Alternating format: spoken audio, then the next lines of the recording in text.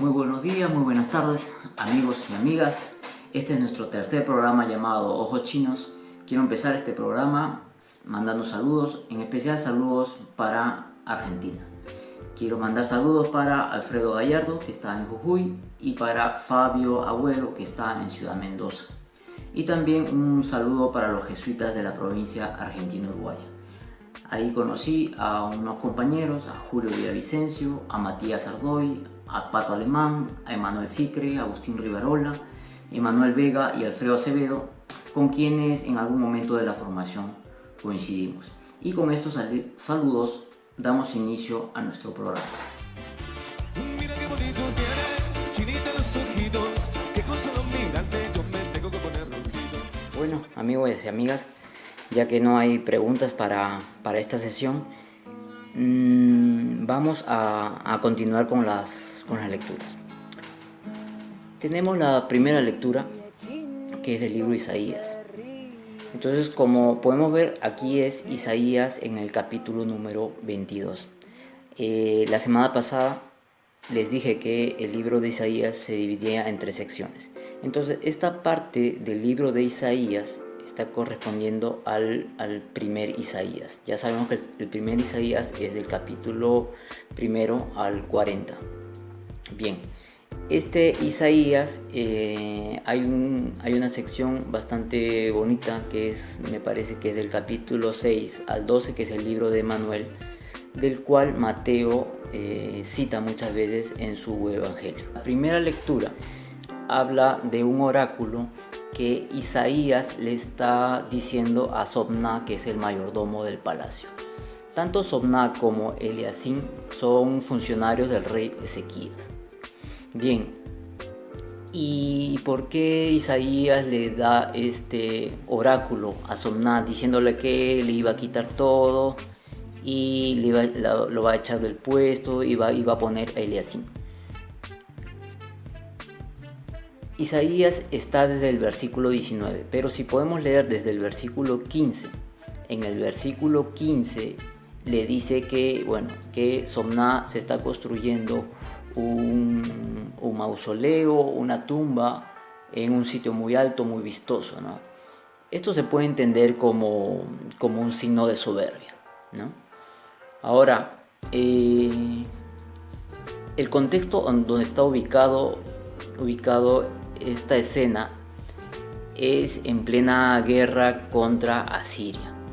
Los asirios ya habían invadido Siria y el reino de Israel y lo tenían básicamente rodeado al reino de Judá. Entonces se podría entender que tras que hay enemigos externos, este Sobná pues se da el lujo de construir pues un mausoleo para él, ¿no? Entonces eso no está bien a los ojos de Isaías y le manda este oráculo. Pero lo que también tenemos que ver acá es que en el oráculo también le dice a Eliacim, ¿no?, que lo iba a vestir de túnica, que le iba a ceñir la banda, que le iba a dar los poderes, ¿no? Esto lo podemos entender en el sentido de que contraponer a Eliacim contra Sobná. Entonces, no necesariamente, no sabemos si realmente así pasó, pero la tradición judía hace que este Eliacim sea una especie de persona que podría significar al Mesías, ¿no? Es decir, alguien que realmente no hacía méritos, pero de todas maneras a los ojos del Señor Dios pone a quien Él quiere. En fin, esta lectura de Isaías después es la que nos va a ayudar a comprender el Evangelio de Mateo. ¿Por qué? Porque ahí dice: colgaré de su hombro la llave del palacio de David, el que lo abra nadie lo cerrará, y el que cierre nadie lo abrirá. Es decir, está esta imagen de que el Señor le da las llaves a Eliacim y que él iba a manejar las llaves, lo que vamos a escucharlo después en el Evangelio de Mateo. Bien, bueno, acá está la lectura de la carta del apóstol San Pablo a los Romanos. Bueno, no la voy a comentar. Pasa que no hay mucho tiempo para comentarlos, todas las lecturas, incluso los salmos se podrían comentar. Y si ustedes están bastante atentos a una homilía, se van a dar cuenta que el sacerdote no tiene a veces mucho tiempo para utilizar la riqueza de todas las lecturas para hacer un solo discurso. Bien, tenemos acá la lectura del Santo Evangelio según San Mateo. Este Evangelio va a ser importante porque va a cerrar todo un ciclo. Para el próximo domingo vamos a empezar el camino hacia Jerusalén, que ya sabemos en qué acaba. Bien, el Evangelio dice: en aquel tiempo, al llegar a la región de Cesarea, preguntó a sus discípulos: ¿quién dice la gente que es el Hijo del Hombre? Es decir, en este Evangelio vamos a terminar con cerrando el tema de quién es Jesús. Y bueno, pues dice, ellos le contestaron, unos que Juan el Bautista, otros que Elías. ¿Se acuerdan que mencionamos a Malaquías, ¿no? Había un grupo de judíos que sobre la base de esta profecía de Malaquías, pues pensaban que la llegada del Señor, previo a la llegada del Señor, iba a ser la llegada del profeta Elías. Por eso algunos pensaban que él era Elías. Dice, otro que Jeremías y uno de los profetas. Y él les preguntó, ¿y vosotros quién dices que soy yo? Y aquí aparece la figura de Pedro. Dice, Pedro tomó la palabra y dijo, tú eres el Mesías, el Hijo de Dios vivo. Y de ahí aparecen dos versículos donde Jesús le responde, lo halaga prácticamente, dichoso tu hijo de Simón, porque esto no te lo ha revelado nadie de carne y hueso, sino mi Padre que está en el cielo. Y ahora yo digo, Pedro, tú eres piedra, y edificaré sobre esta mi iglesia, y el poder del infierno no la derrotará. Te daré las llaves del reino de los cielos, lo que ates y desates en la tierra quedará atado en el cielo, y lo que desates en la tierra quedará desatado en el cielo. Bien, esto de la llave pues está muy relacionado con Eliasín, con la profecía de Isaías. Bien, entonces aquí podemos rescatar tres ideas, ¿no? En primer lugar, la primacía de Pedro o la importancia de Pedro para la comunidad de Mateo. La comunidad de Mateo estaba situada en Antioquía, bastante al sur. Y ahí pues ya se tenía noticias también de San Pablo. El Evangelio de Mateo más o menos se puede haber escrito alrededor de los años 70, es decir, después de la destrucción del templo de Jerusalén. Bien, pero para el año en que ya se había escrito el Evangelio de Mateo, ya no estaban los 12 apóstoles, ya habían muerto, San Pablo también ya había muerto. Por lo tanto, la comunidad de Mateo, la comunidad que fundó Pedro, tenía que elaborar a base de las tradiciones orales y de los escritos, ya estaba escrito en Marcos, elaborar un documento que siente las bases del cristianismo. Bien, entonces aquí yo quería acotar, y eso es lo que dicen muchas de las investigaciones, cuando señala, ¿no? Jesús dice, ¿no? Porque eso no te lo ha revelado nadie, ni carne ni hueso. Aquí está entrando en polémica con Pablo, porque Pablo en la carta a los Gálatas, él mismo dice o cuenta cómo fue su vocación, cómo fue su llamado, cómo se encuentra con Jesús, y Jesús, él se admira y dice, pues nadie me reveló a Jesús, ni carne ni hueso, ¿no? San Pablo recibió, digamos, el encuentro con, con el Señor, ¿no? Entonces, esto para aquí es un guiño que hace la comunidad de Mateo hacia Pedro, ¿no? Entonces, prácticamente lo está comparando con Pablo, ¿no? Y bien, y este versículo en donde habla de las llaves del reino está también entrando en polémica, pero con otra comunidad, que es la comunidad de Santiago, el hermano del Señor, que estaba asentada en Jerusalén. Entonces podríamos decir que antes de esta tradición, antes de Mateo, habían tres comunidades. La de Santiago, en Jerusalén, que eran muy judaizantes. Después estaban la de Antioquía,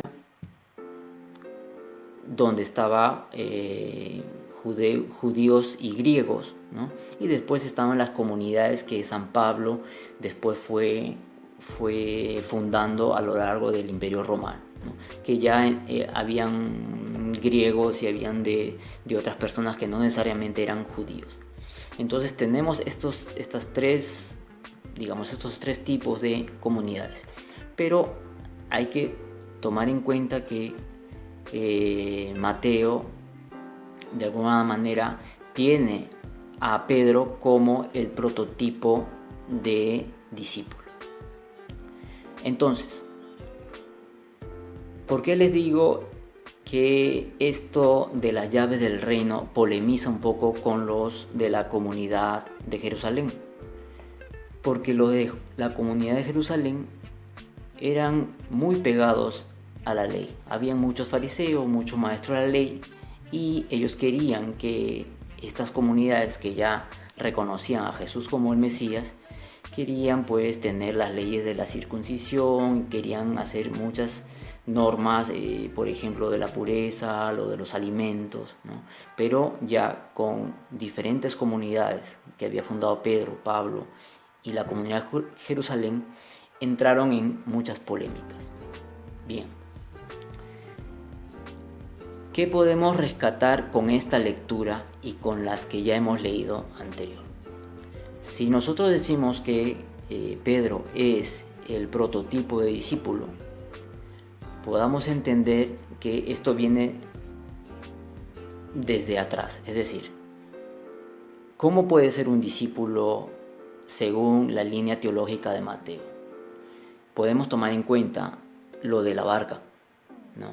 Lo de la barca, los discípulos dicen, ¿no? Este es el Hijo de Dios, este es el Mesías, este es Jesús con nosotros, este es el Emmanuel.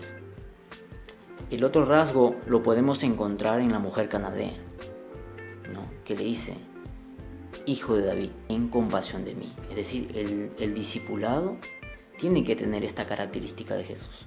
No solamente la autoridad, sino también la capacidad de compadecerse. Y finalmente llegamos al tipo de Pedro, que es, como les dije, es el prototipo de discípulo, en el cual reconoce, ¿no? Tú eres el Hijo de Dios vivo, ¿no? Tú eres el Mesías. Sin duda, Pedro va a ser el primer papa o el primer discípulo, el discípulo más querido por el Señor. Pero hay que tener en cuenta que Pedro no era el mejor de los discípulos, si es que vamos a compararlo con otros discípulos que eran maestros de la ley, que habían sido recaudadores de impuestos, o que tenían una fortaleza como celotas, como galileos, como para encabezar un liderazgo. El liderazgo de Pedro es un liderazgo que se asemeja mucho al de Jesús. Y yo creo, en mi opinión, es el liderazgo de la compasión. El gran mensaje que nos puede dejar estas lecturas que hemos seguido hace ya 3 semanas, es esto mismo que dice la mujer cananea. Hijo de David, ten compasión de mí. Bien, hasta aquí puedo decir algo acerca de esta lectura. Hemos visto cómo Jesús halaga a Pedro, estos versículos no aparecen en el Evangelio de Marco.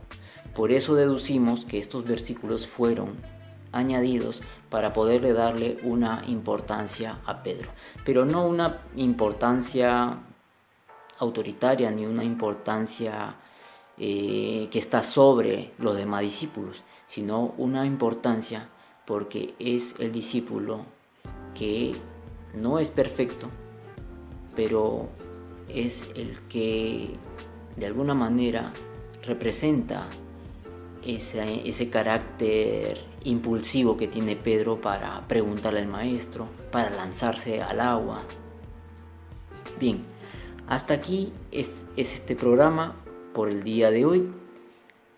El próximo programa pues lo voy a grabar, lo voy a transmitir desde Lima porque acaba de salir un vuelo de retorno al Perú. Muchas gracias por estos primeros 3 programas. Espero que sigamos mejorando en este conocimiento de las escrituras. Muchas gracias.